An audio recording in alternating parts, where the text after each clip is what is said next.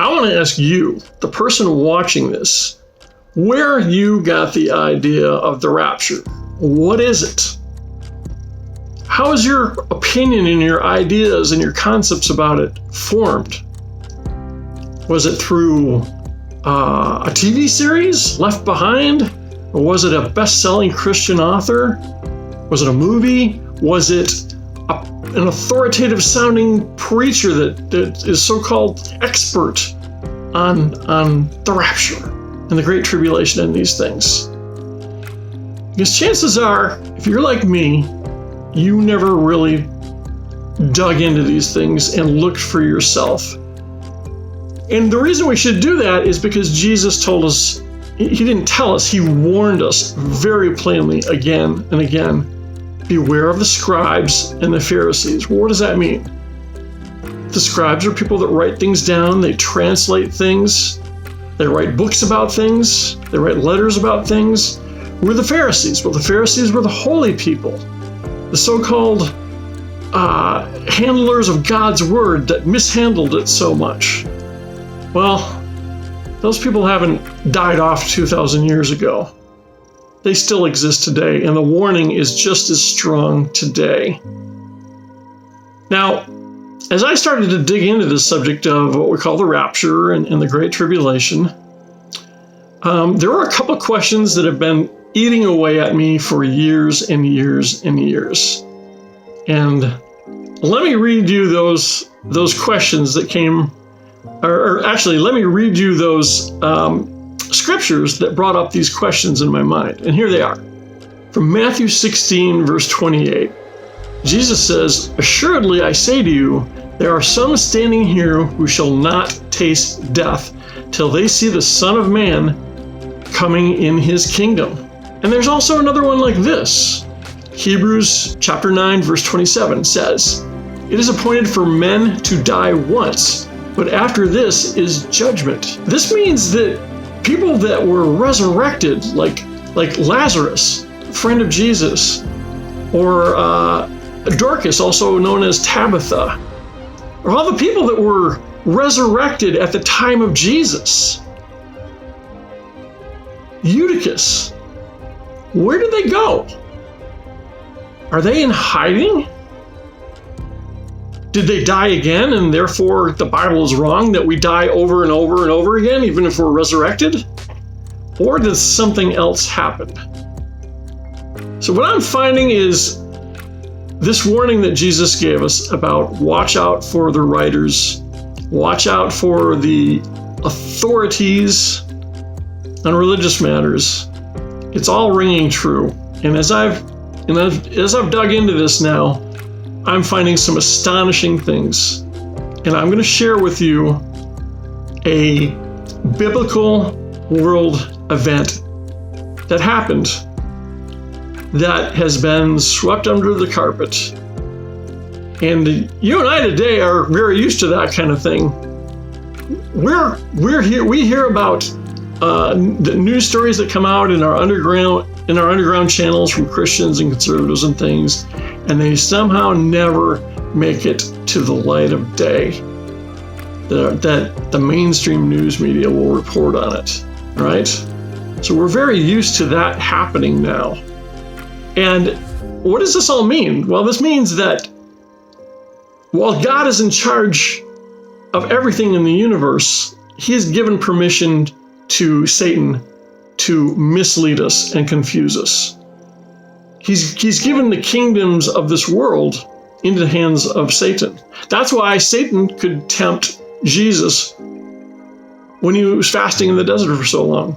That's why Satan could come to Jesus and talk to him and say, listen, cast yourself off, sacrifice yourself to me, to Satan, and then I'll give you all the reign over the kingdoms of this world.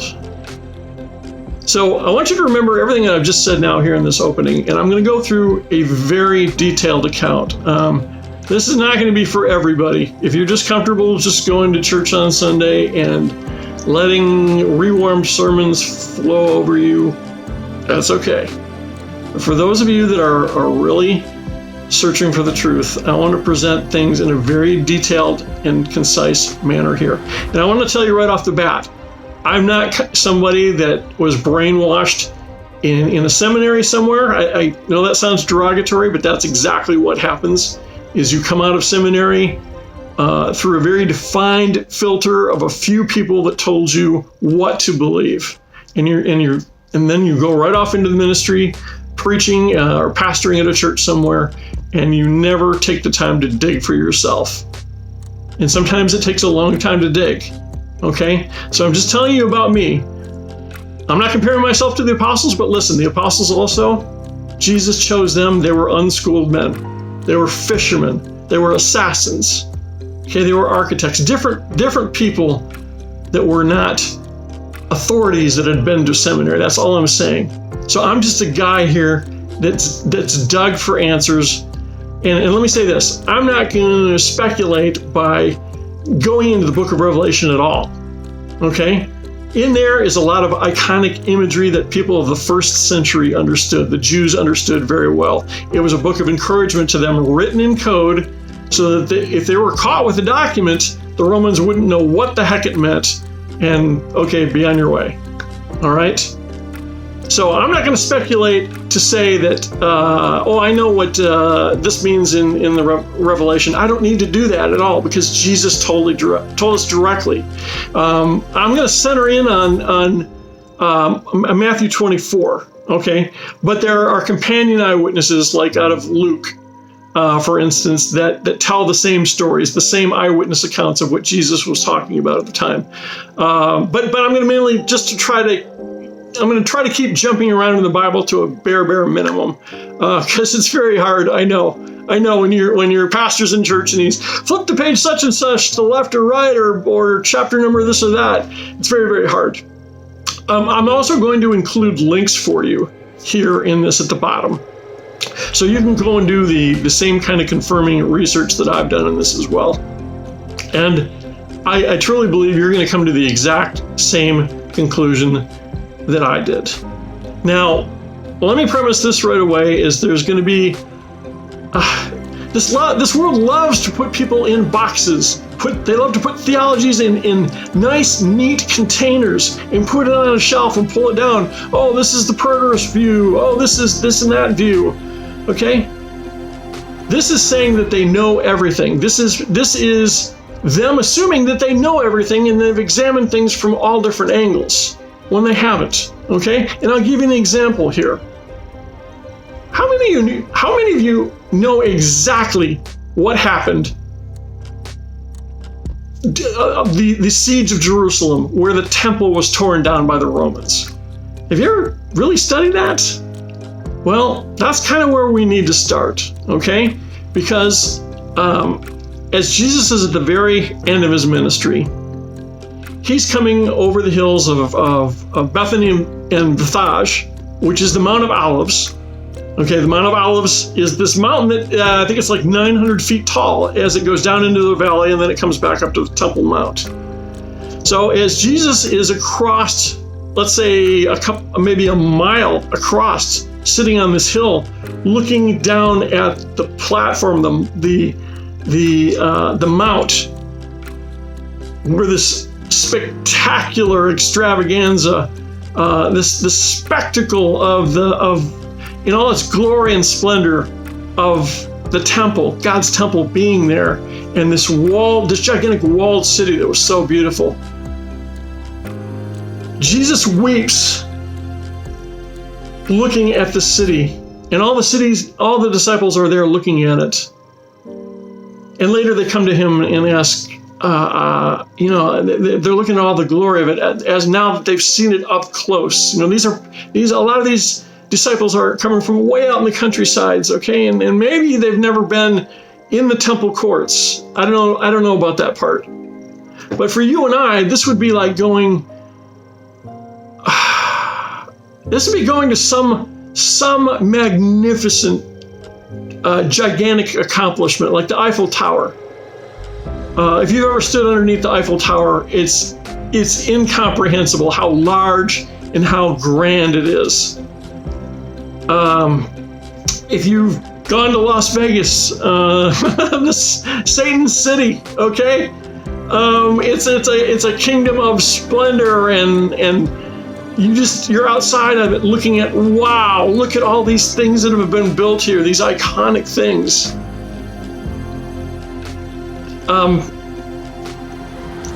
The people outside the World Trade Center, if you ever looked at the Empire State Building, or you saw the World Trade Center before they were knocked down, before they were destroyed, you would have seen something of just awe, shock at the glory of these things. And this is how the disciples saw Jerusalem. And so the Bible tells us that Jesus wept over Jerusalem.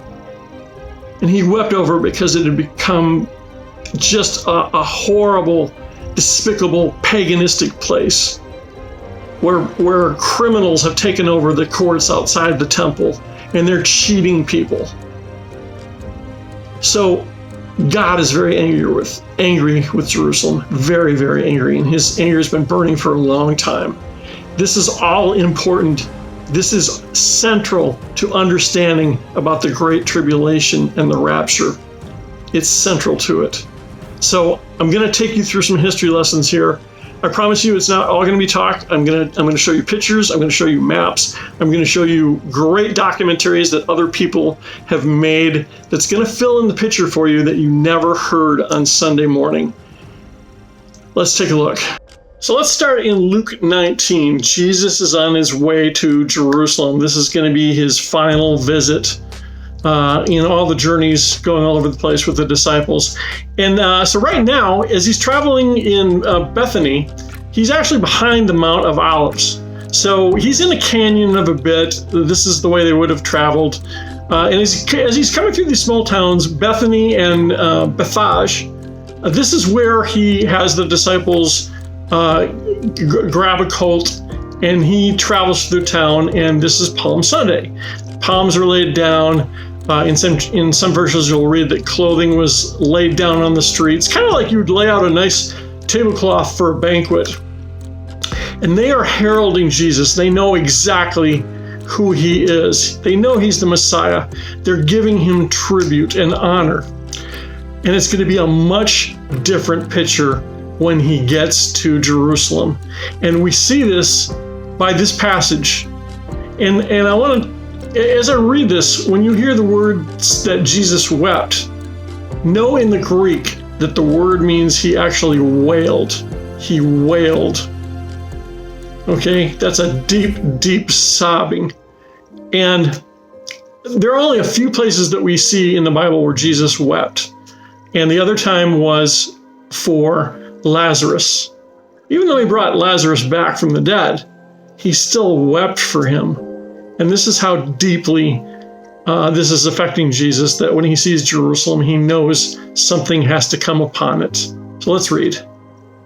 And when he drew near and saw the city, meaning Jerusalem, he wept over it, saying, "Would that you, even you, had known on this day the things that make for peace, but now they are hidden from your eyes. For the days will come upon you when your enemies will set up a barricade around you and surround you and hem you in on every side and tear you down to the ground, you and your children within you. And they will not leave one stone upon another in you, because you did not know the time of your visitation." Let's get a clear picture of what we're talking about here, because I know it's really hard to imagine all this stuff without really seeing it. So let's take a look at some recreations here. Jerusalem has been around since 3,500. This is the crowning glory of the Jewish people. And at the center of Jerusalem, behind all these fortified walls, is the Temple Mount. And within the temple is a grand courtyard. The huge plaza. The Stoa, the courts, the ornate gates. At the top of the hill, towering to the heavens, rose the temple building itself. Wide in front and narrow in back, the temple reminded the ancients of a seated lion, his mane facing forward. A grapevine made of sparkling gold leaf curved upward from the entrance to the temple building. Golden adornments shone on the roof as on a royal crown. The construction work was completed in record time. In just a year and a half, the Jews, under Herod's direction, finished building the temple. The residents of Jerusalem looked at their handiwork. Before them rose one of the largest, most magnificent houses of prayer in the entire world. Even Titus, who destroyed the temple, declared it the glory of human creation. Whoever has not seen Herod's building has never seen a beautiful building in their life. Tens of thousands of pilgrims, Jews and non-Jews alike, thronged the new temple to worship the God of Israel. They came from around the world to see the biggest sacred compound ever built. A temple built for an invisible God with no images or idols. Its gates open to everyone.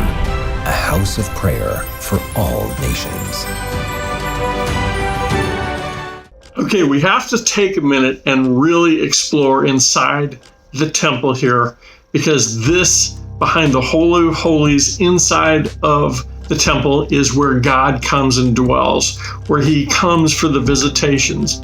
So it's a very, very holy place. And as we're going to see here in this animation, the walls are covered with gold, and it's treated in the utmost way of holiness, to the fact that there's a curtain that separates the most holy, which they call the Holy of Holies, within the temple itself. And this is going to be important because later on, the Antichrist, now there's mention of Antichrist spirits, many Antichrists. We're going to talk about one, the Antichrist, that comes to, that puts himself in the holy place. Okay, so we need to understand that this is this symbol, this temple and Holy of Holies within the temple. This is the symbol of God's place. And as I mentioned, the walls are golden. This is a preview of the kind of holiness that we'll see in the New Jerusalem. After God just goes scorched earth on the earth, wipes it out, makes a new heaven, makes a new earth. It is said that a new Jerusalem is going to drop down, a crystal city where the streets are paved with gold and everything's just golden. And that's the kind of the picture, that kind of scene that we see inside the temple. It's this spectacular, grand, beautiful, beautiful place that the God of the universe could come and be. And the priests, in fact, there could be only one priest, and he could only go once a year inside the most holy place where God's presence would be. And he could only go in there once a year. And I think it's told by tradition that they would tie a rope around the priest and they'd put a bell on him. And if he doesn't come out and they don't hear the bell, they've got to presume that he's dead, because God has God's holiness has I don't know, frightened the man, killed the man somehow, so that they have to pull out the body of the priest. That's how holy this situation is, and it's recognized by everyone. The Jewish people, the Romans recognize this is the center of God's power, but his presence. The Romans look at the Jews and they see the Jews recognize that this is where God's place is. So, as we're going to see later on, this is the focal point of everything. So let's see what's in store. But right now we're going to take a look at this animation. And this animation, it's why I praise the animators that came up with this, it still just doesn't, of course,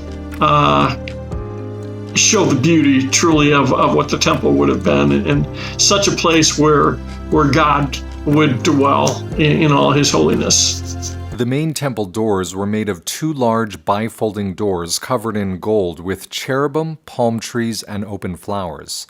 The Bible describes the doorframe as being a 4th part of the wall, which most scholars believe means that the door had 4 stepped frames. The interior doorway of the Holy of Holies was similar, except having 5 frames instead of 4. Once you entered the main doors, you entered the holy place, a large room 40 cubits long, 20 cubits wide, and 30 cubits tall.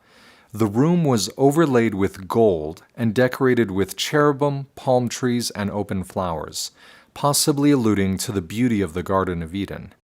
The room was lit by 10 large menorahs, 5 on each side of the room, that were constantly burning, and narrow windows on each side of the top of the room. Now, Jesus is about to stir up a hornet's nest here, and it's going to get ugly. Jesus is sitting down to fashion a whip, and inside the temple area, they've done all kinds of despicable things. They've set up money-changing tables in which they're cheating people. They're using false scales, like you would see here, where they're using false weights to cheat people. So today we would call these people bankers, and the schemes are still the same of the devil.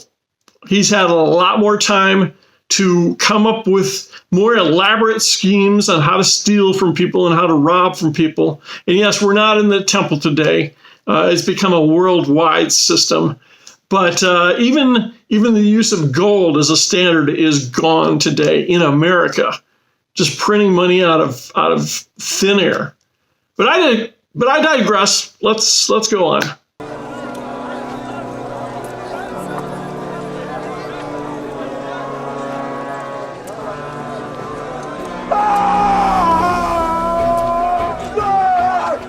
Drove out all who sold and bought in the temple.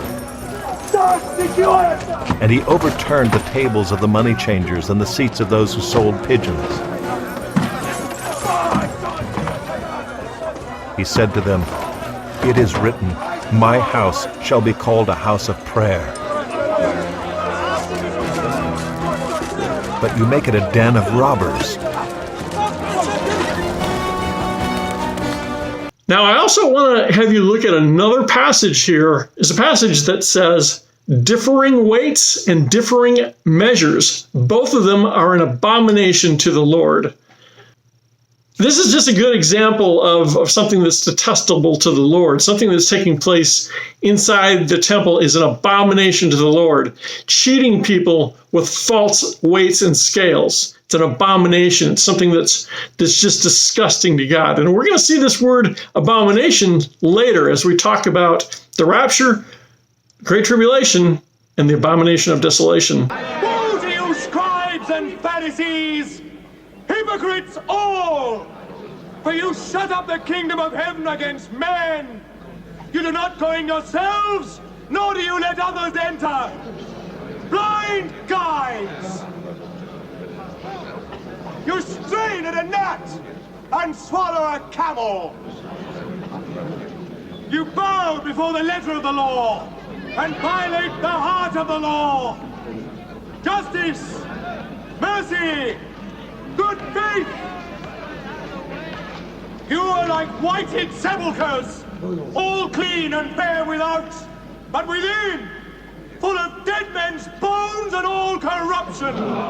Yours is a house of desolation, the home of the lizard and the spider.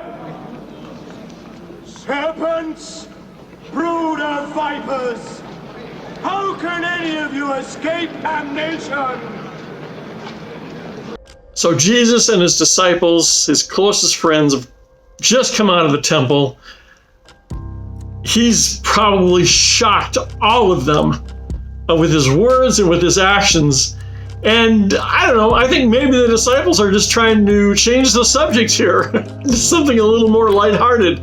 Because here's what it says in Matthew 24. Starting in verse 1, it says, Jesus left the temple area and was going on his way when his disciples came up to point out the temple buildings to him. He responded and said to them, "Do you not see all these things? Truly I say to you, not one stone here will be left upon another, which will not be torn down." Wow, what an incredible statement for Jesus to make. This would be like you and I standing back on a street corner in the middle of New York City in 1990 and looking up at the World Trade Center, the Twin Towers, at how magnificent they were, shining and gleaming and so tall, reaching into the clouds. And then somebody telling you that, hey, in the future there's going to be a couple of airplanes that fly into them and it's all going to come down crumbling to a mass. There will be nothing left. That's the kind of statement that Jesus is making here that is shocking. So the apostles come to him later as they've left the temple area, they've gone down through the Kidron Valley and they've walked up the hill to the Mount of Olives, and Jesus is sitting there, and the apostles come up with these questions. Then it's like, well, what's going to be the sign of all this? All right, let's read what it says here. They ask specifically, "Tell us, when will these things happen?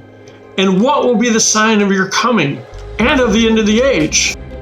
A lot of people get into debates about, was this actually 2 questions or was it 3 questions? Is it wrapped together that the coming of the end of the age and your coming is simultaneous? So it doesn't really matter. What matters here is how Jesus answers these questions, and he gives them a big picture of a whole lot of things that are going to happen. So he really answered their question in a big way. Let's take a look at these. There's going to be false Christs, false prophets, pestilence, lawlessness, famines, persecutions, great tribulation, signs in the heavens, earthquakes, Son of Man coming, abomination of desolation. The gospel will be preached to all nations, and nations will rise against nations, and kingdom against kingdom. So the first thing I wanted to do is see if any of these things have been fulfilled. Now, I'm going to call this list the list of inconvenient facts, because they get in the way of these profiteers off the rapture, the people getting rich off the rapture sensationalism, let's call it. These experts don't want to look at any of this. The first things they want to do is jump into the book of Revelation and jump into places in Scripture and go here and there and look at everything except what logically you should first be looking at, just like the disciples would be looking at these things, watching for these things. But they're inconvenient facts, so they were kind of bypassed by a lot of these guys. Let's take a look at these things one by one. But hold on, first I want to give you some tools here that you can be a scholar yourself, and don't take my word for it. Click through on these things. It's very easy to look up yourself and to verify everything I'm telling you. Okay, let's take a look. Today on the internet, you can pretty much look up anything, but we're going to be focusing on the interlinear Bible. Now, what that is it shows you in the English and in either the Greek or the Hebrew what was being translated.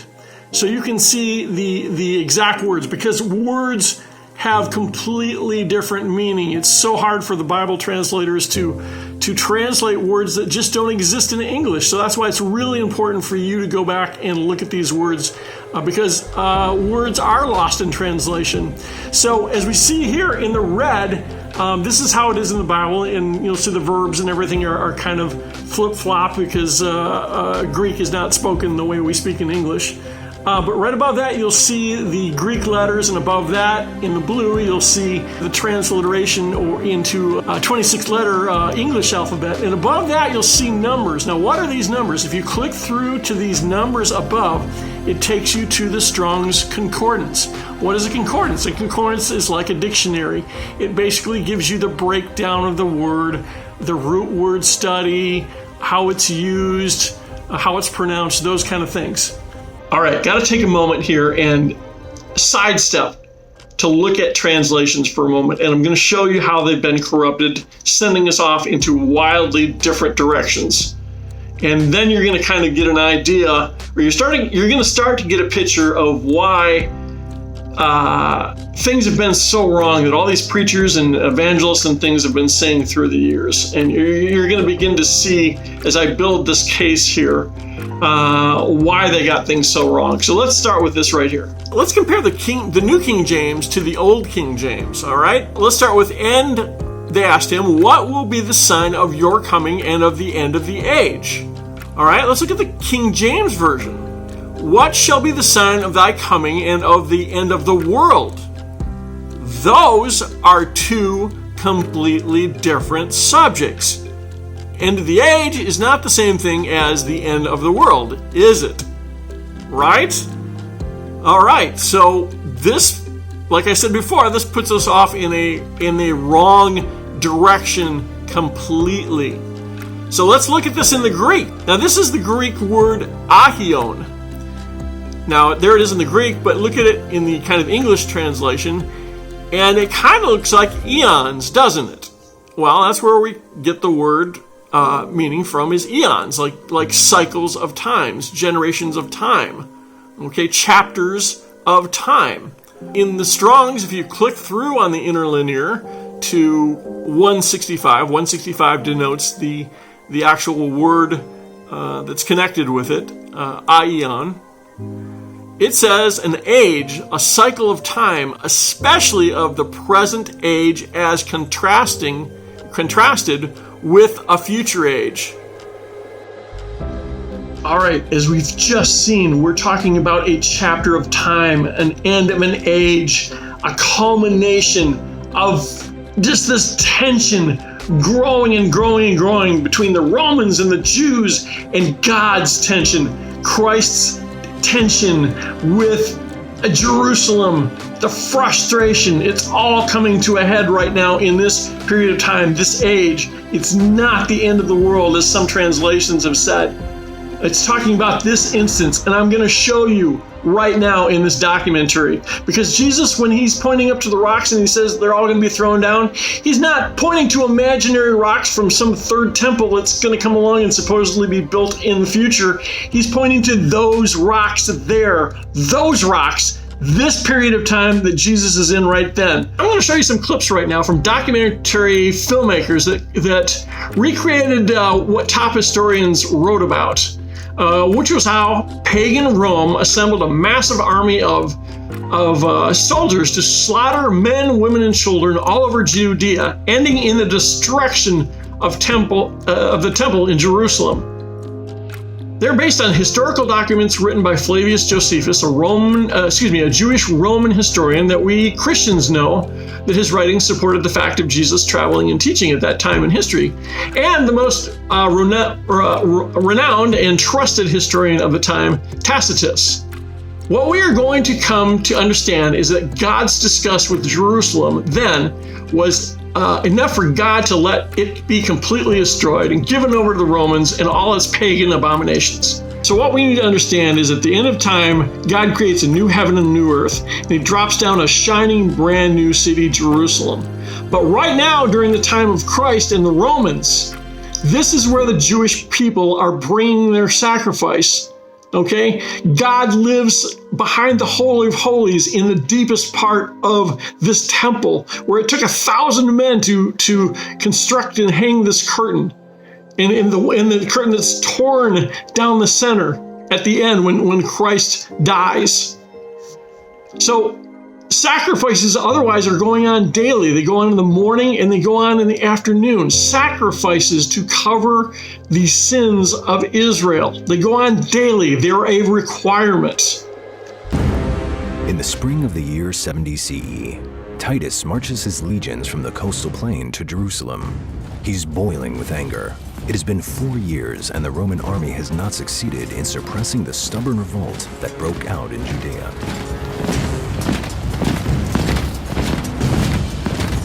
The Jews fight courageously for every piece of land. Even the esteemed commander Vespasian, Titus' father, could not defeat them. Now, after his father's appointment to emperor, it's Titus' turn to manage the campaign. He commands the most powerful war machine in the world, tens of thousands of trained legionnaires equipped with advanced weapons, sophisticated breaching tools, and lethal artillery. Against the mighty Roman army stands a small force of fighters who will fight for their freedom until their last drop of blood. In the dark of night, Titus brings up his soldiers from 3 directions to Jerusalem. As dawn breaks on the 14th of Nisan, the eve of Passover, the residents of Jerusalem awaken to a sight that makes their blood run cold. 60,000 Roman soldiers, thirsty for war, surrounded the city from every direction. These walls are Titus' main problem. Jerusalem is built on a hill and surrounded by 3 fortified walls, each stronger than the other. To breach such a wall, Titus must raise huge earthen ramps and bring up siege towers and battering rams to breach it.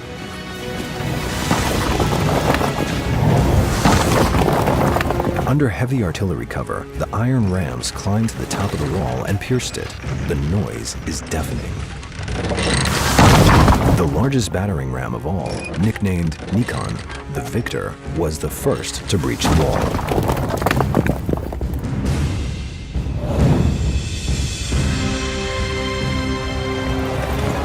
The Roman soldiers burst into Beit Zeta neighborhood. They slaughter the residents without mercy and set the entire neighborhood on fire. Within a few days, the second wall also falls. The Jewish defenses begin to disintegrate.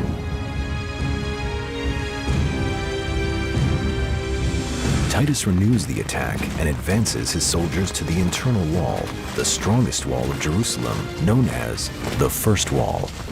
He concentrates most of his efforts here at the Antonia Fortress. The Antonia is the largest, strongest fortress in Jerusalem. It was built by Herod to the north of the Temple Mount in order to control the temple. Titus' plan was well thought out. The moment the Antonia falls, the temple will fall. And when the temple falls, the Jews will lose all hope and Jerusalem will finally fall into his hands. The Roman army is concentrated on one task: to conquer Antonia Fortress and break through to the temple. Bolts are machines for shooting arrows, and they bombarded the walls with such force that even the bravest of the Jewish fighters could not withstand.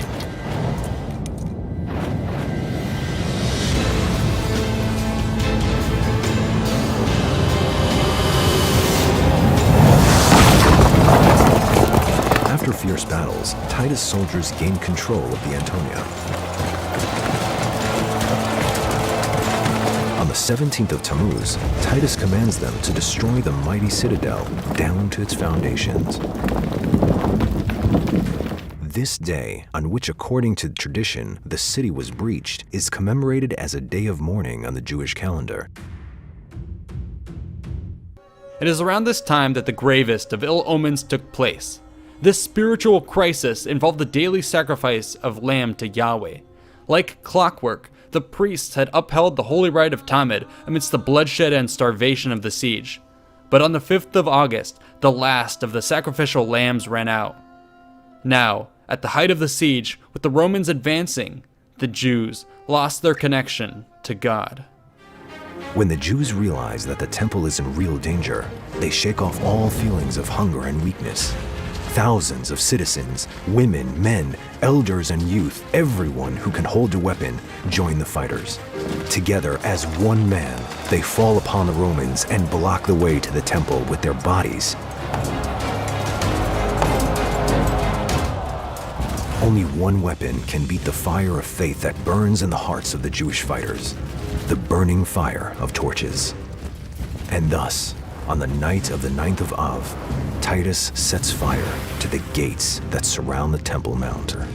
On the 9th of Av, towards evening, Titus gave the order, and the following day, the 10th of Av, his soldiers set fire to the sanctuary. The temple that had been the source of inspiration, faith, ethics, and righteousness for the Jewish people and all humanity for centuries, now went up in flames. The cries of pain of the Jews rose up to the heavens. So in these couple of documentaries that I cut parts together with, I obviously eliminated a lot of things that would have been there over 7 years. A lot of skirmishes and walls coming down and battles and different strategies and things that happened. I edited it down just for time to get to the heart of the matter, which was Jesus talking about every stone coming down. So what happens after this is that Roman legions and troops, they come and they knock down everything. They are pushing it all to the side and off the Temple Mount. And today in Israel, you can go and see underneath these glass walkways, you can still see the rocks that were pushed off the Temple Mount.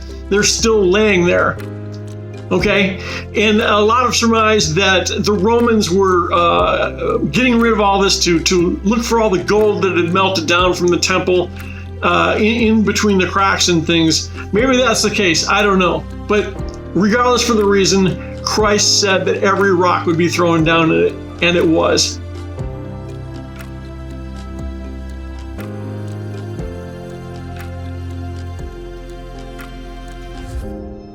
So as was the customs of the Romans, believing in all these pagan gods like Zeus that they've adopted from Greek mythology, they would set up banners and offer sacrifices to their pagan gods in the area that they conquered. And it's no different here in the case of the temple in Jerusalem. I'm going to borrow from another scene here that Tacitus talks about as to how the Romans consecrated another temple that they were holding on to. In 70 AD, Vespasian ordered the restoration of the Temple of Jupiter, the best and the greatest on the Capitoline Hill. The event was recorded by Tacitus in an account which gives some of the ideas of the ceremonies of the state religion. Then, in terms dictated by Publius Alienus, the high priest besought Jupiter, Juno, Minerva, and the tutelary deities of the place to prosper the undertaking and to lend their divine help.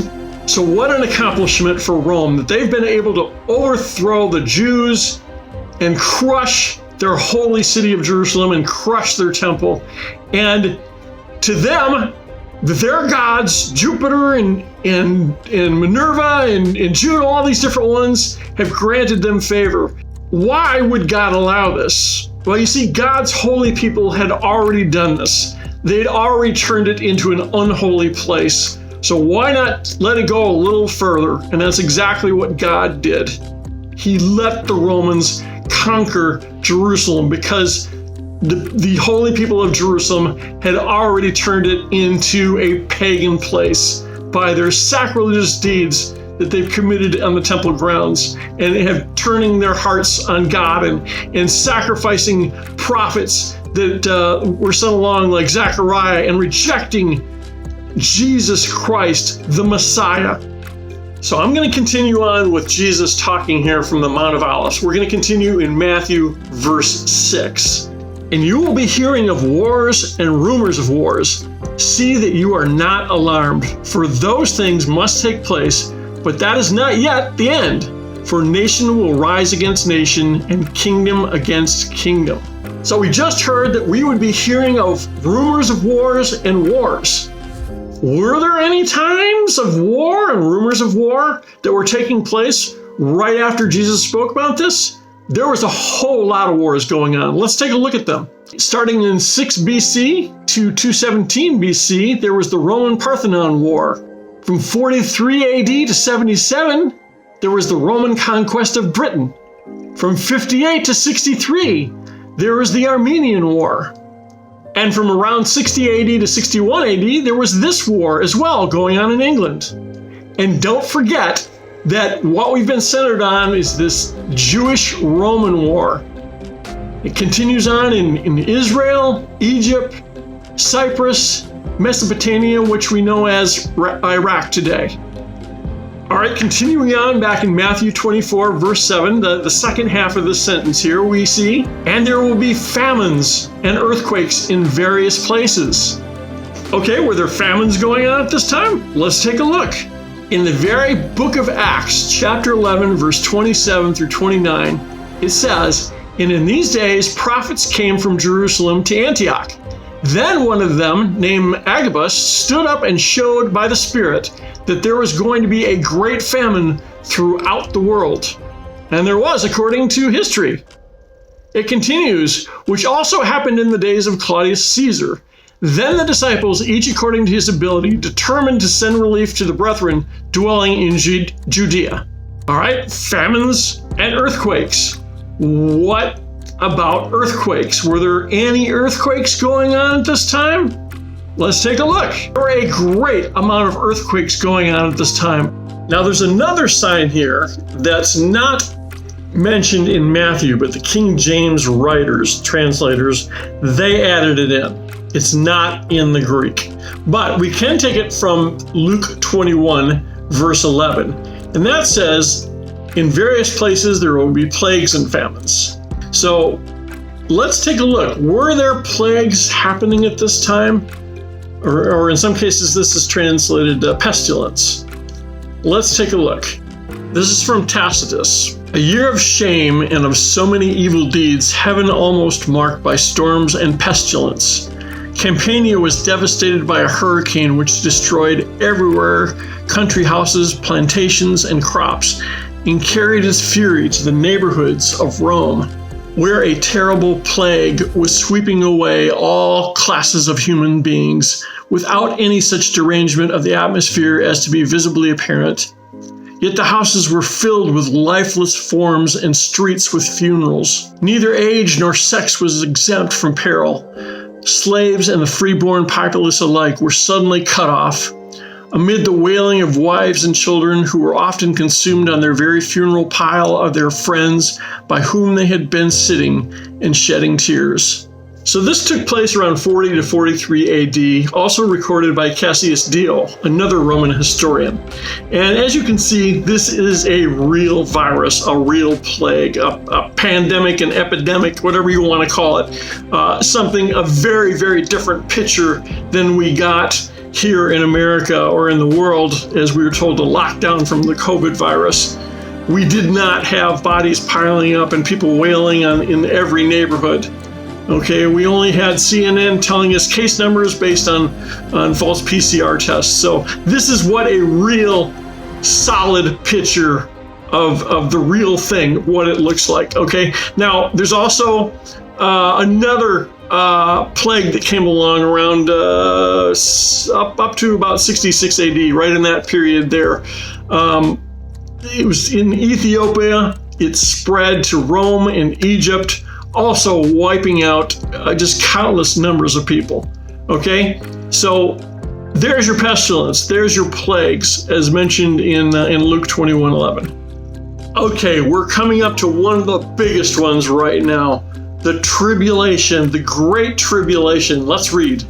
Then they will hand you over to tribulation and kill you, and you will be hated by all the nations because of my name. So this word tribulation, is that part of your normal vocabulary? Is it a word you are very familiar with, that you know a lot about, you use it daily? Nah, chances you don't. Not me. I don't. You probably don't either. Okay? So the Great Tribulation, what I have in my mind, and probably you also, you've probably gotten from the big epic movie of the end times, or the TV series, or the best-selling Christian book. That's probably where you get your idea, where you formed your definition of what the tribulation, the Great Tribulation is.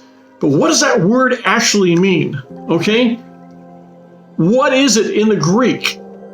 Okay, let's take a look at the actual definition, because it's something entirely different than what we've been led to believe, that we're going to go through these imperiling hard times where it's going to be just destitute everywhere in France and Germany and South America and China. It's just going to be horrible, horrible times of persecution and darkness everywhere. Okay, well, it's kind of like that, but let's scale this back a little bit and see what it really says, what it's really talking about, because I think we're going to see that it's something much, much different. I know we're going to see that it's much, much different when we see the actual Greek word here, the words that the Greek writers took from Jesus. What does this word thlipsis mean in the Greek? It means properly a pressure which constricts or rubs together, uses a narrow place to hem someone in. Now, do you recall where we heard that term hemmed in again? Remember, as Jesus is coming up through the pass in the Mount of Olives, through Bethany and Bethphage, he looks down and he says this. He uses this term. Look at it. Luke 19:43, "For the days will come upon you when your enemies will put up a barricade against you and surround you and hem you in on every side." It's not just a coincidence that he uses this term, surrounded from every side. No place to run, cornered. Tribulation, especially internal pressure that causes someone to feel confined, restricted, without options. This, again, is something else that has been fulfilled by what Jesus was teaching from the Mount of Olives. Dark of night, Titus brings up his soldiers from 3 directions to Jerusalem. As dawn breaks on the 14th of Nisan, the eve of Passover, the residents of Jerusalem awaken to a sight that makes their blood run cold. 60,000 Roman soldiers, thirsty for war, surrounded the city from every direction.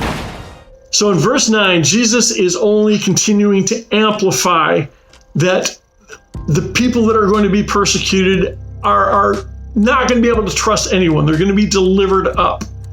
People will betray them. So not only do they have the Romans closing in on them, hemming them in, cornering them with no place to run, people are going to rat you out at the same time. This is what's happening.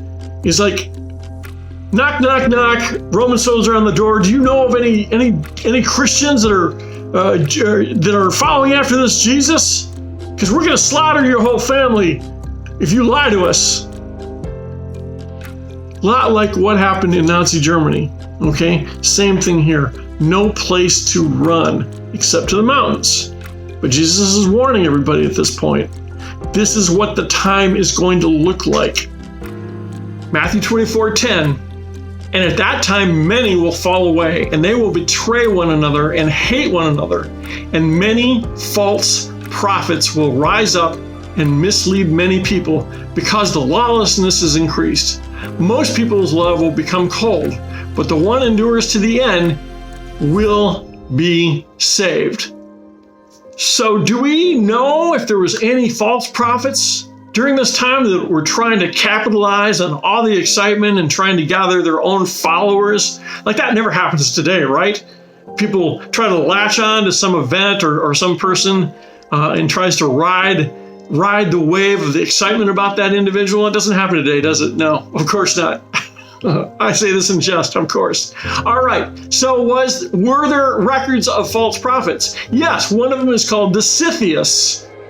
And remember, in this situation with the ability for all these false prophets to pop up, they could have popped up anywhere in the known Roman world. It could have been as far as months' travel to Rome, or to Crete, or in Judea, all these different places that were spread out all over the place. They didn't have television, they didn't have radio, they didn't have telegraph, they didn't have newspapers, they didn't have verification systems of any kind. They just had word of mouth at this point, and a lot of documents that the apostles wouldn't have written wasn't until later, towards the fall of Jerusalem. So it's pretty much word of mouth at that point, or that Paul would have brought to them directly, or in some cases letters he might have sent ahead to writing to these cities, which would be different from the 4 gospels that were written of the eyewitness accounts directly of Jesus. But in Paul's case, he would have written to all these different cities, and he would have spread the word about Jesus. So it was very easy. In other words, this is what I'm saying. It was very easy for these false teachers to pop up and capitalize on the good news. And you've got all this excitement. People in all these different cities are excited about hearing the Messiah's come. Well, if you're an evil person, you can pop into the middle of that and take advantage of it. And that's exactly what was happening. And that's exactly why, especially John, as we're going to see here, was warning people at the very last hour before everything collapses in Jerusalem.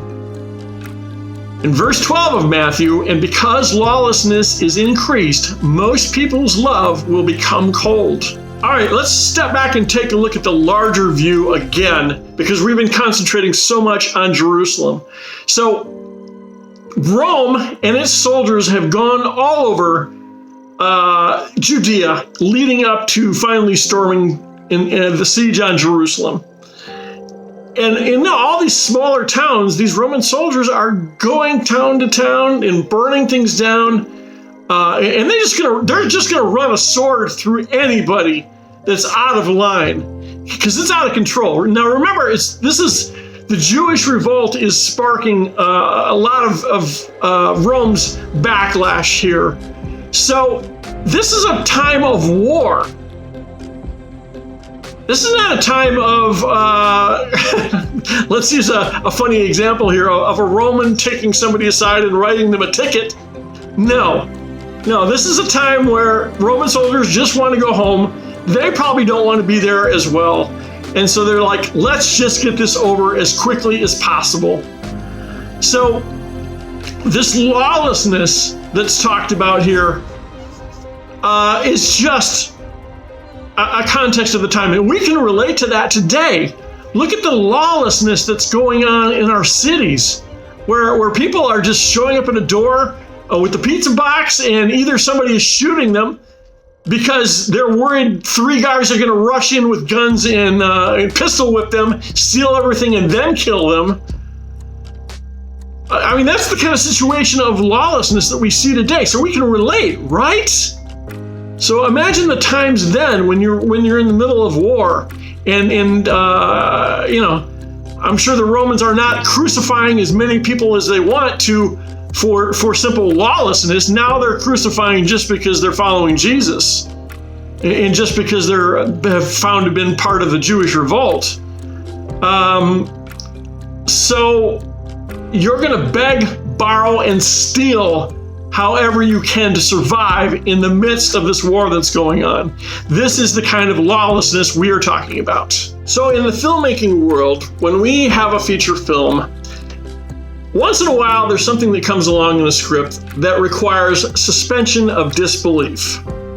What that means is basically you as the audience member have to set aside any critical thinking about how the real world operates and embrace something that is untrue and improbable in order for the story to be moved forward.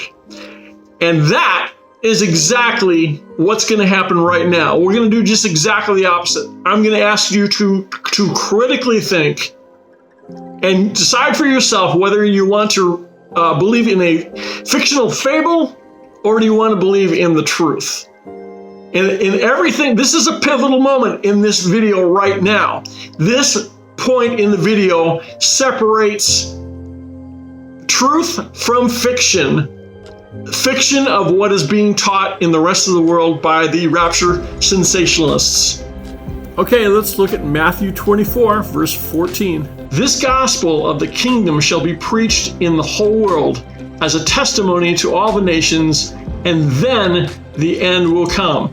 Preached in the whole world. What does that mean exactly? The Greek word for world here is oikumene. Properly, as you see here in the usage from the Strong's Concordance, it says the land that is being inhabited, the land in the state of habitation, the inhabited world, that is the Roman world.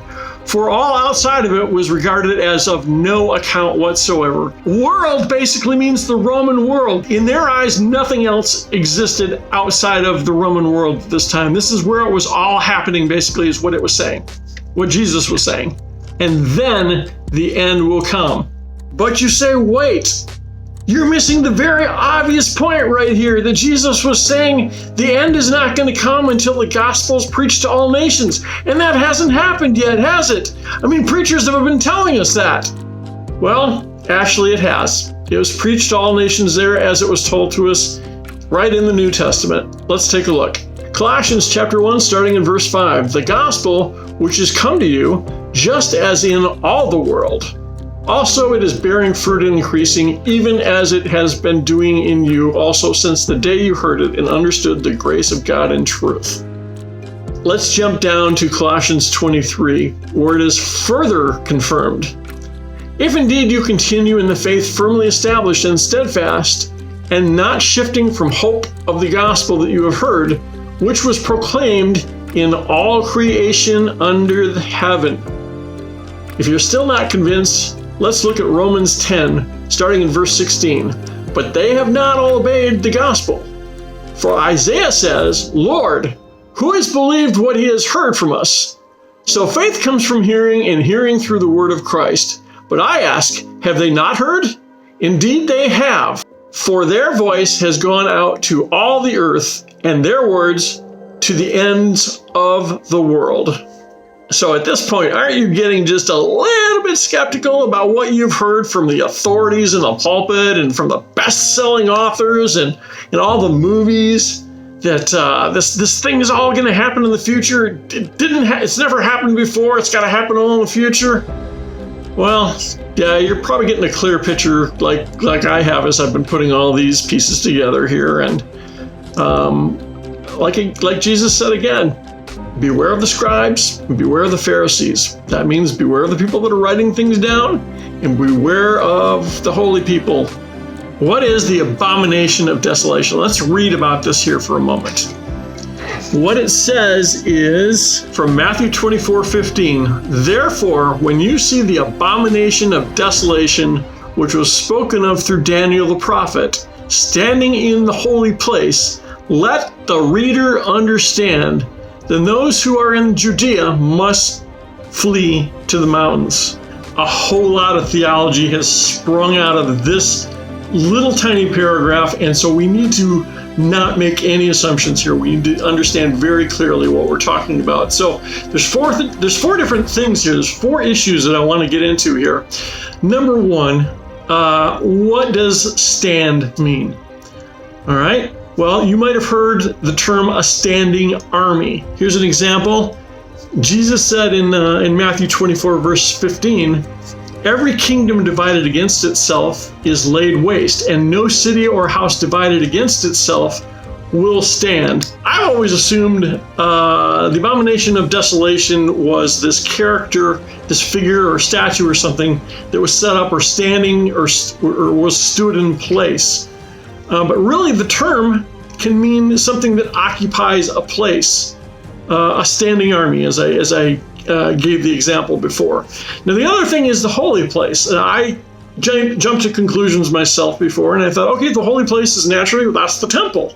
Really, the holy place is Jerusalem. That's God's city, okay? So that's the holy place is God's city. So the abomination of desolation we're going to get into right now, and we're going to jump back into Matthew. But the fourth thing that I want you to give some consideration to here, first of all, is the reason for fleeing to the mountains. Okay, we're going to come back to that in a bit, and I'll give you some examples. This is from Daniel 11, verse 30. Forces from him will rise, desecrate the sanctuary fortress, and do away with the regular sacrifice, and they will set up an abomination of desolation. Okay, so I want to give you some discernment about what I just said there. Now, you saw that I went directly to Daniel, where it talks about the abomination of desolation. Beware of these preachers and these teachers and different people that go all over the place in Daniel and in Revelation, again with a lot of symbolic language, when they can go directly to the phrase that was being talked about. Don't let people obfuscate you and misdirect you. Okay, because they're so eager to make the point of the approach that they've heard passed down from somebody else about Revelation. Go directly with what is obvious. Okay, quick review from what we watched before. What is the temple fortress? The Antonia is the largest, strongest fortress in Jerusalem. It was built by Herod to the north of the Temple Mount in order to control the temple. The Roman army is concentrated on one task: to conquer Antonia Fortress and break through to the temple. Now, the other term here is set up the abomination of desolation. So now we're no longer in the Greek, we're in the Hebrew. This is Daniel talking, Old Testament stuff, okay? The word here is, it means to take a stand. To take a stand, okay? Forces from him will arise, desecrate the sanctuary fortress, and do away with the regular sacrifice, and they will set up an abomination of desolation. All right, so remember, this all started out with the disciples asking Jesus, what are going to be the signs of your coming? Jesus responds with these things: the rocks are going to be thrown down, there won't be one stone left upon another. He cites Daniel, he talks about the temple sacrifices stopping that happen every morning and every night to cover the sins of Israel. And it talks about a standing something, an abomination of desolation. What do you think that is now? Let's just start with the word abomination. Let's use an analogy. When you saw the airplanes fly into the World Trade Centers and those towers disintegrate, sending dust everywhere and people dying, is that not a sight of an abomination? Okay? This is exactly what the Jewish people saw when Rome decided it had enough, and it came and it conquered Jerusalem and slaughtered man, woman, and child, everything in its path, burning down, raping, pillaging, chopping down all the trees, burning them, knocking down Jerusalem stone by stone, wall by wall, penetrating the Antonia Fortress and into the temple, and the temple burning to the ground. If you're standing on that Temple Mount at that time, looking around, you see nothing but devastation. It's desolate, nothing. It's all gone. And if you're standing on the mountaintops watching all this, your mouth is wide open and you are in complete shock. You've witnessed an abomination of desolation. So there's something very easy to overlook here, and this is about fleeing to the mountains. Now, we might just think this is getting out of the way of the armies that are sieging the temple, but I think there's a little bit more here that Jesus is cluing them in on. He's giving them a rallying point. A rallying point for what? We're gonna talk about here a little bit later. But let's look at some of the other times that God used clouds on mountaintops. I'm going to read from Exodus chapter 24, starting in verse 17. And the sight of the glory of the Lord was like a consuming fire on the mountaintop in the eyes of the Israelites. Moses entered the cloud as he went up on the mountain, and he remained on the mountain 40 days and 40 nights. So God's glory to us, to human beings, is going to resemble, as close as we can describe, is like a cloud, a glorious cloud. Here is something very close in comparison to the point I'm going to make at the end of this video here. Here's a vision given to the servant of Elijah back in the Old Testament in 2 Kings, all right? A similar situation where they're surrounded by armies. Let's take a look. Reading from 2 Kings chapter 6, starting in verse 15. And remember, in this case, the man of God is Elijah. When the servant of the man of God rose early in the morning and went out, behold, an army with horses and chariots was all around the city. Alas, my master, what shall we do? He said, meaning Elijah, do not be afraid, for those who are with us are more than those who are with them. Then Elijah prayed and said, O Lord, please open his eyes that he may see. So the Lord opened the eyes of the young man, and he saw, and behold, the mountain was full of horses and chariots of fire all around Elijah. All right, so let's tie this together now, because I know we skipped around here a little bit in different thoughts. Let's tie it together. Still here on the Mount of Olives, this is what Luke has to say about the abomination of desolation. He says in Luke 20, verse 21, "But when you see Jerusalem surrounded by armies, then recognize that her desolation is near." Matthew 24, verse 17 continues, "Whoever is on the housetop must not go down to get things out of the house, and whoever is in the field must not turn back to get his cloak. But woe to those women who are pregnant and to those who are nursing babies in those days. Moreover, pray that when you flee, it will not be in the winter or on a Sabbath, for then there will be great tribulation, such as has not occurred since the beginning of the world until now, nor even will again." Okay, remember, beginning of the world is talking about the known world here. Continuing, "And if those days had not been cut short, no life would have been saved. But for the sake of the elect, those days will be cut short." Okay, so the instructions that Jesus are giving the Christians of the time, the disciples from all over the place, when they see Jerusalem surrounded, what are they supposed to do? Don't hesitate. Flee to the mountains. Why to the mountains? Why there? Well, let's just see. "Then if anyone says to you, 'Behold, here is the Christ,' or 'He is over here,' do not believe him, for false Christs and false prophets will arise and will provide great signs and wonders, so as to mislead, if possible, even the elect. Behold, I have told you in advance, so that if they say to you, 'Behold, he is in the wilderness,' do not go out, or 'Behold, he is in the inner rooms,' do not believe them." Okay, let's not lose perspective here that there is a gigantic spiritual battle going on at the same time. Christ, our God, has given instructions to flee to the mountains when people see these things. All right? So the other side of this is Satan. He's got his soldiers as well. What are his tools? His tools are to misdirect and manipulate words that God didn't say. Right? His tools are to trick us. So how does he do that? Well, how many people did not get a chance to see Christ up close? A whole lot of people. Millions, probably. Okay? So the only thing they have to go on at this point of time is word of mouth.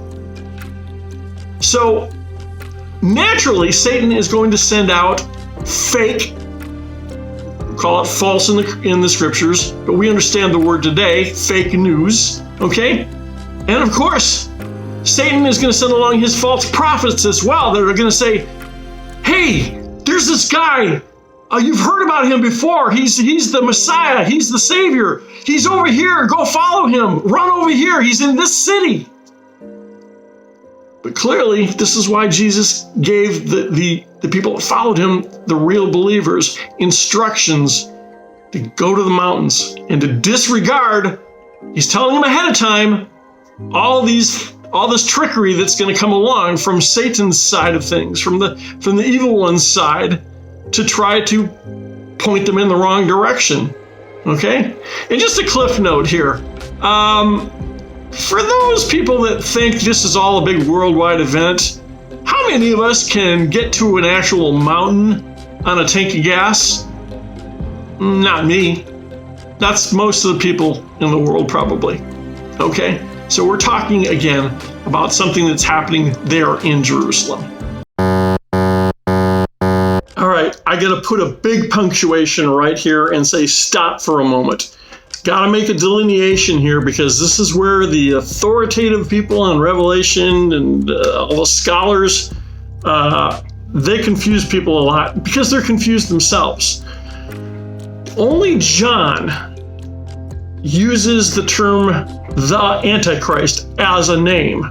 So when we hear Jesus talking about it, Antichrists, actually false messiahs, false Christs, when he's on the Mount of Olives and he's talking about the Great Tribulation and everything is coming along, much different situation, okay? not talking about a specific antichrist, someone that sets themselves up to compete with God. Much different situation, much different person. Christ is warning against all these people that are trying to capitalize on Christianity as it's getting established between the siege on Jerusalem and when he dies on the cross. Okay? So just watch out for that. This is probably a whole nother hour and a half study just in this subject alone. And that's why I'm trying to keep you within the context of Jesus talking here on the Mount of the fall of Jerusalem and the Great Tribulation and the abomination of desolation. Different situation, okay? And let's not forget the context of everything we're talking about here is that Satan likes to put on different costumes and parade around in different capacities, okay? He's going to come at us and try to deceive us in all kinds of different ways in different situations, trying things again and again and again, refining the situations, okay? So don't think that anytime you read something one time in the Bible, it occurred one time and then Satan never tried coming at it again the same way. It's not the case. In 1 John 2, verses 18, children, it is the last hour, and just as you heard that Antichrist is coming, even now many Antichrists have appeared. From this we know that it is the last hour.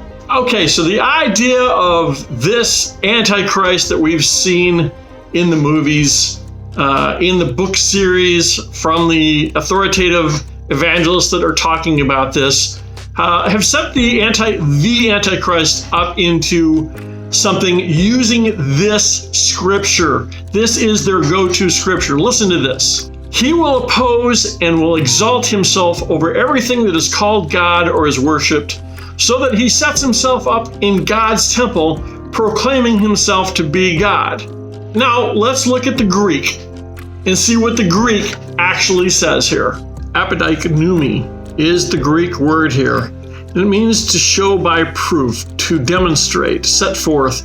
So I guess the word today would be exhibit. So somebody that stands in the place where God was, somebody that sits in the place where God was, is putting themselves on exhibit, on display. It's different than proclaiming. Titus entered the Holy of Holies with his generals. Now, how are you going to react to this if you're one of the Levitical priests that served in the temple, or even a Jew, that some man walks into the most holy of holy places on the entire face of the planet where God dwells, and basically, maybe to their point of view, kicks God out? Okay? He displays himself as being God. He's kicked God out. He's equal with God by walking into the Holy of Holies like he did. And you can imagine he's there with his generals. They're probably even making jokes about it. I don't know. It's just speculation. But do you see my point here? So in order to believe that the Antichrist is somebody that's going to come today or in the future, you must absolutely believe that John could not have written what he did before 80 AD at earliest. And this is based on one guy that said, and his name is Irenaeus, a historian of sorts, said that that John's last writings in the Bible, and he was the last writer in the Bible,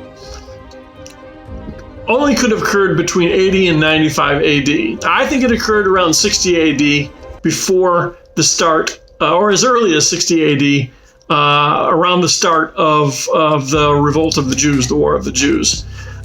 So to make that crystal clear, you absolutely have to take the belief that a guy that was born like 75 years after John is coming along and commenting. You have to solely believe what he said in order to believe that the Antichrist is only going to come in the future. It couldn't have been a guy that sets himself up and exalts himself or exhibits himself as God during the siege of Jerusalem. So, by comparison, a lot of scholars can't really figure out if Jesus died in 30 AD or 33 AD. And you'll find that a lot through Scripture, is that we just don't know for sure. So one theology means that you got to put your sole belief system is pivoted, it is hinged on one guy making a claim that John wrote at a certain time, and everybody else's view of these things that we've been talking about would have had to have John write this before 80 AD, before 70 AD actually. So which makes more sense, is because this is the time period before 70 AD is that when the other apostles wrote everything. So, okay, this is the point in the video I think you've probably been waiting for, that I made the big promise at the beginning. So we've seen that the Romans just waged siege across the countryside, burning this village and burning that village, looking for Jews, looking for Christians. They end up in Jerusalem. They lay it waste. They lay the upper cities, the lower cities, and I didn't really cover all those things because frankly, it's 7 years of war is a lot to cover. But what we saw was it culminated in the temple being burned out. Okay? The Romans set up their pagan rituals and worshiped their pagan gods from God's holy place. Jesus has told everybody to flee to the mountains when he sees these things starting to occur. So, where does that leave Jesus' people, his disciples? Jesus just spent these years loving people, teaching people, basically giving birth to what we have today as Christianity. Is Jesus just going to leave everybody there to be slaughtered? To let the Romans silence Christian people, Christianity, let them be silenced forever right then? Because that's what's happening at that period of time.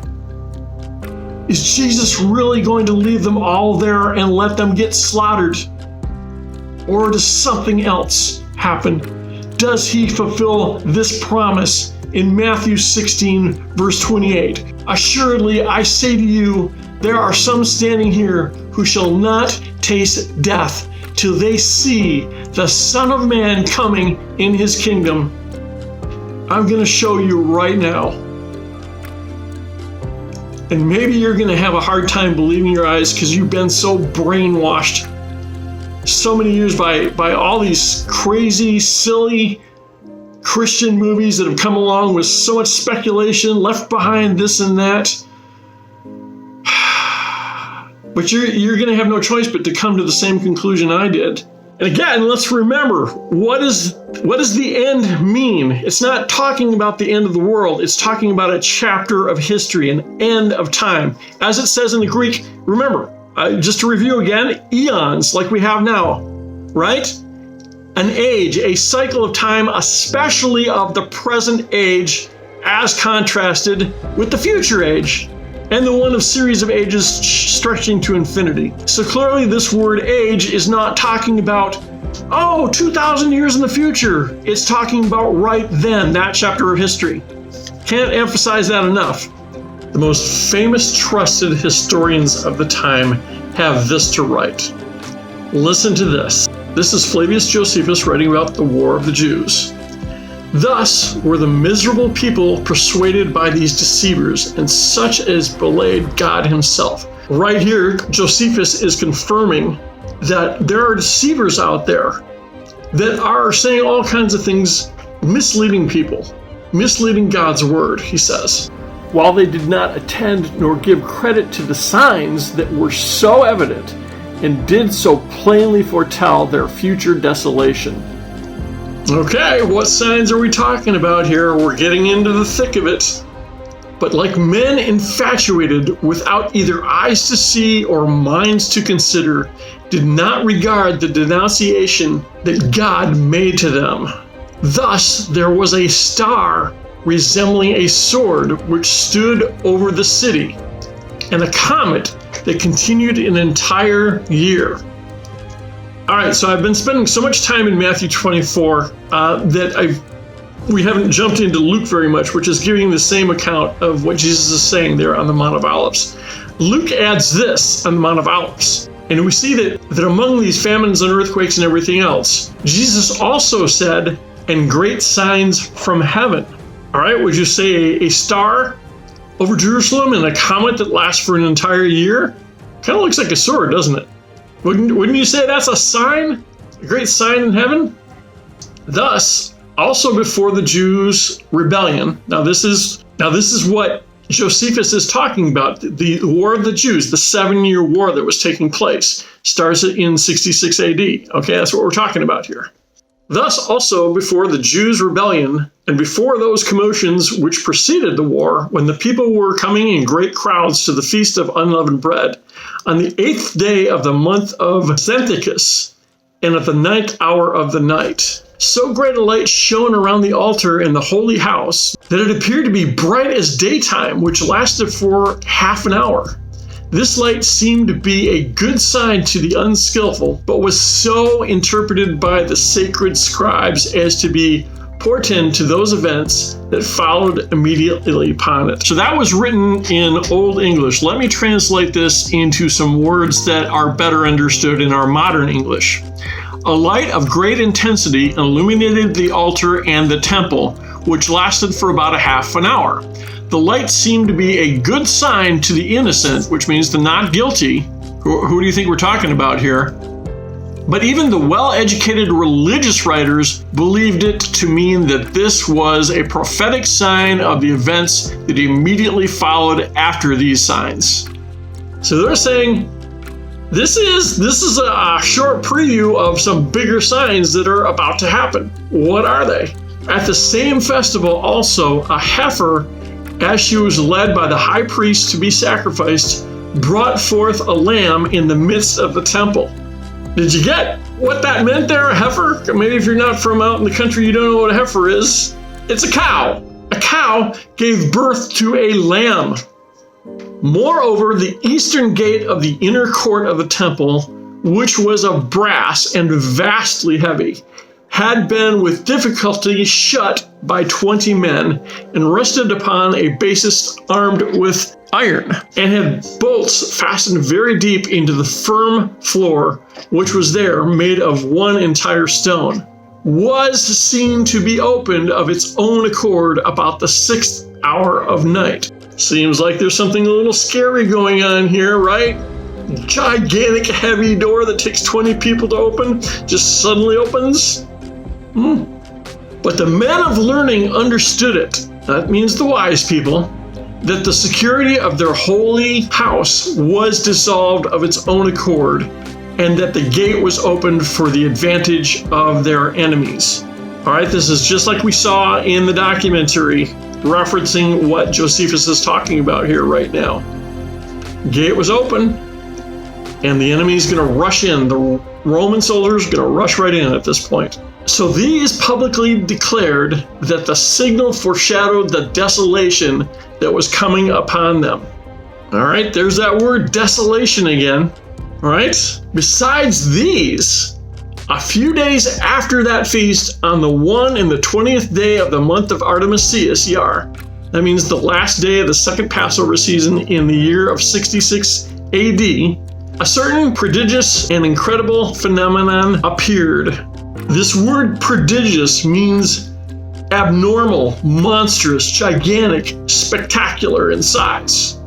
I suppose the account of it would seem to be a fable were it not related by those who saw it, and were not the events that followed it so considerable a nature as to deserve such signals.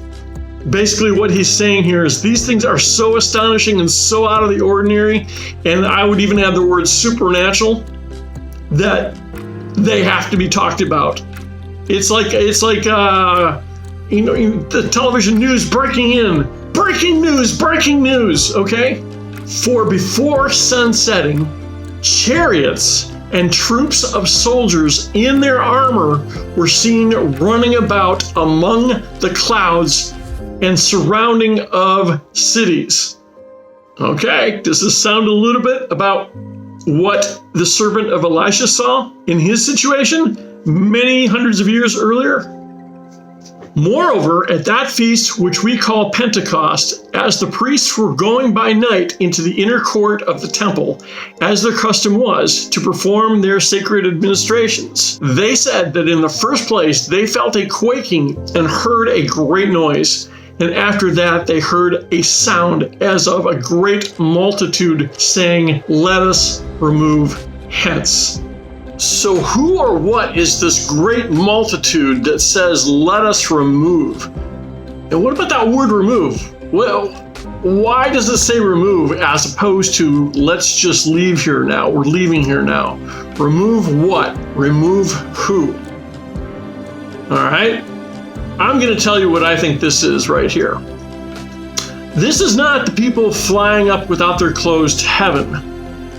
These are the angel warriors surrounding Jerusalem that are going in specifically after the unrighteous and removing them. Because look at what Jesus compares this to. Okay? Between Matthew and Luke, he's comparing it to Noah and his family. Okay? What happened there? God removed the unrighteous, the evil people. He wiped them off the planet while sparing Noah and his family. Why does Jesus compare this to Sodom and Gomorrah? What happened there? He told Lot and his family to flee to the mountains, okay? Because what was happening? God was going to destroy everything that was there. So as we've been seeing so far, God's anger is all focused on the destruction of Jerusalem. Jesus has given instructions to the righteous, the people that recognize who he is. Okay, but is there anything else that's corroborating about this? Are there any other accounts that we could draw from except this one guy, Flavius Josephus? Well, there's Tacitus. Now remember, both of these guys are not followers of Jesus. They haven't been following him around from town to town. They haven't been excited about who he is and recording down what he said and listening intently, but they're very, very aware that everybody in Judea and all over the place, all over the known world, the Roman world knows about who Jesus is, and all the commotion that he's caused. All right, so they know who he is, but they're not going to be amongst the privileged people, the righteous, that get to see everything. I think God lets them see a little bit here, as obviously to give an account of it. Okay, just like all through the Bible, we've got accounts of eyewitnesses. Okay, and some of those eyewitnesses are not in the Bible. They've been removed from the Bible, or they were never canonized into the Bible. But that doesn't make them not true. We depend on a lot of things. And just like I've said earlier, we as Christians depend a lot on Flavius Josephus to authenticate the Bible, the other witnesses that are speaking about their more intimate interactions with Jesus. And here we have, there's a term that's being used today, the 40,000 view. Okay, you might call this the 40,000 foot view from people like Josephus that are looking at the big picture of people and troop movements and all these things, as is Tacitus, recording the larger general things that are going on that are not within that intimate group that was with Jesus, okay? Or even the people that were like in Bethany that just knew who Jesus was and they honored him with palms and laying down their clothes and all those things. Those pockets of people exist everywhere. But these two guys, these two Roman historians, have a view that's more stepped back, and they're recording history, okay? the general history that was going on. So let's read some of the corroborating accounts from Tacitus, and then we're going to get into some different things here that kind of will help you understand really when we're trying to narrow in on this whole evolution of what people have come to believe today is what the rapture is, to really understand how people kind of maybe came up with this idea and how they've interpreted things in certain ways. Okay, but let's read this for now. In the sky appeared a vision of armies in conflict, of glittering armor. A sudden lightning flash from the clouds lit up the temple. The doors of the holy place abruptly opened, and a superhuman voice was heard to declare that the gods were leaving it. And in the same instance came the rushing tumult of their departure. When he says gods, he's coming from Rome's pagan idea that there are many, many, many, many gods in different flavors and everything. Okay, so he didn't really understand this part of it, even though he was given an account of everything that he saw and he heard. So that's why there's maybe this, when you hear this word tumult, a great tumult of voices, that's a great amount of voices that are confused and not sure what's going on. So I think that, yeah, the evil, the unrighteous were dealt with. The ones that Rome didn't kill directly, they got a hand from perhaps from God's armies, God's army. Maybe these Roman armies were here. Excuse me. These spiritual heavenly armies were there to escort the believers out of the danger. Because remember, Christ told them to go to the mountaintops, and where these clouds and everything were happening. Okay? Maybe that's what the giant rush of the tumult was. Maybe it was the voices of the unrighteous. I don't know. But I think the scenarios that we've seen here from these historians and everything that's fulfilled in Matthew 24 and the account out of Luke that parallels this, there's no reason to think to have this picture in our heads any longer of what we've been taught. Okay, so what do you have to look forward to then? What is the end of the time? What is the end of the world? What happens then? Okay, is that talked about anywhere besides Revelation? Well, there is a very clear account of it in Revelation, and it's in this. Like I said, I'm not going to get into Revelation because a lot of it is just flowery language meant to obscure it from the Romans and only talk to people that knew the history of God's word.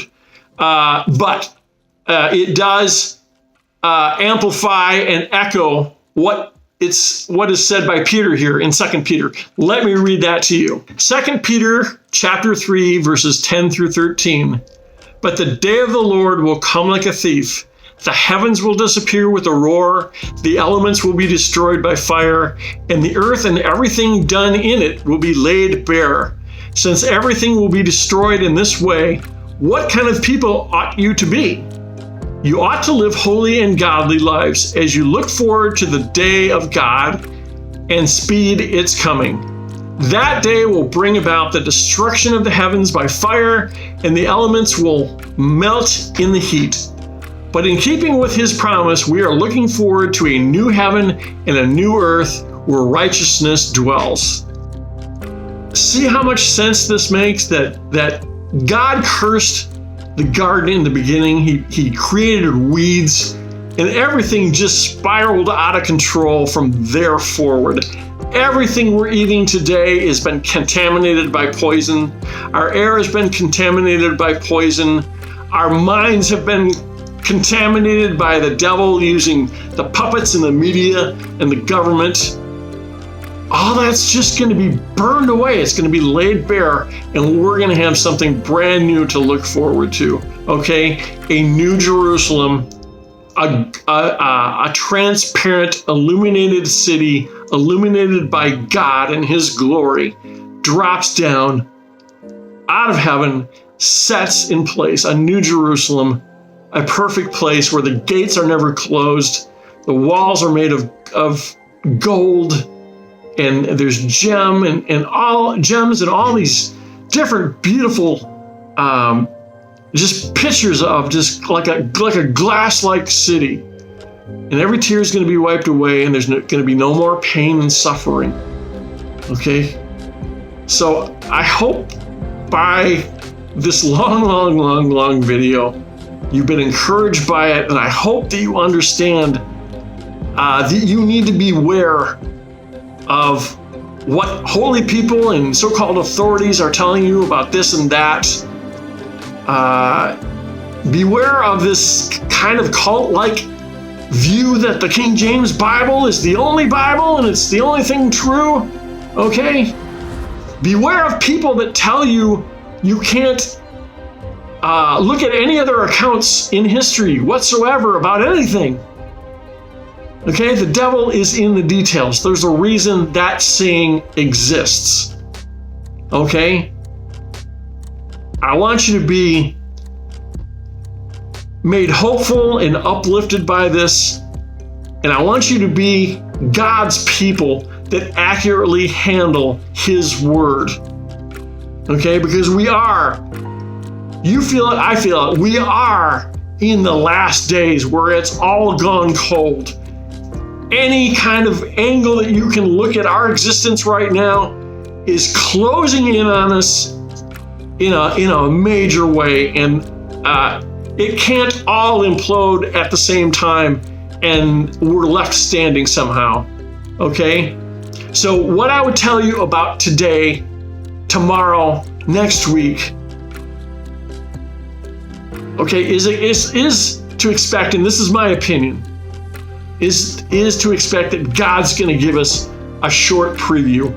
He's going to expose all the evil that's been robbing from us, from all the children that have been sex trafficked and murdered, all these horrible, horrible things that have been going on in this world underneath our noses as we put other people in charge of our lives and that have fooled us and robbed from us and stolen from us and betrayed us. God's going to show us those things. I believe God's going to show us these things, okay? And he's going to give everybody the chance. His mercy is going to give everybody the chance to see these things and repent. That's what a loving God does. He just doesn't let people follow the devil blindly to hell, to the lake of fire. Hell, different thing, okay? Different study. God loves us so much. He's giving us every opportunity. His mercy endures forever. Okay? He's a righteous and just God. Okay? He doesn't want anybody to suffer death. We are his children. Okay?